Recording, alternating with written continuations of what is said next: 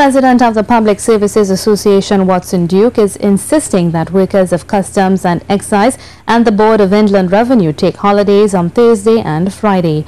On Tuesday, the Ministry of Finance reminded workers that the 9th and 10th of November are normal working days unless they are ill or have been granted approval for casual days.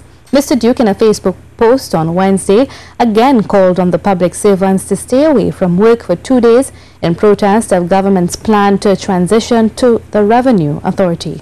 I'm urging you, today being Wednesday, that Thursday and Friday should be holidays. Do whatsoever is necessary, but we need to take those days as holidays. We need to start a conversation. We need to force a conversation. The PSA President called on the Minister of Finance to meet with the union and have fair consultation on the proposed terms of employment and conditions of service under the planned Revenue Authority. This means that your pension will not be as it is now. You will not be covered by a health plan. It further means that they will have to accept you into the Revenue Authority. You just can't walk across. We need to have a conversation. As your union, we need to have a conversation. Minister of Finance Colm Imbert has arranged to meet with the PSA President Watson Duke on Monday, November 13th to discuss the establishment of the proposed Trinidad and Tobago Revenue Authority.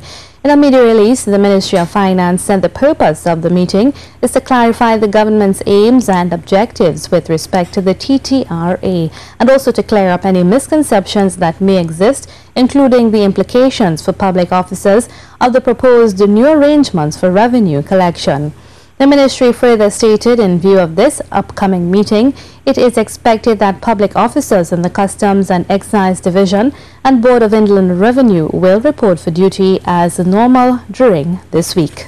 The Minister of Labour and Small Enterprise Development is strongly urging public officers against participating in the planned action of rest and reflection on Thursday and Friday. Minister Jennifer Baptiste-Primus says there is no justifiable ground for such ill-advised action.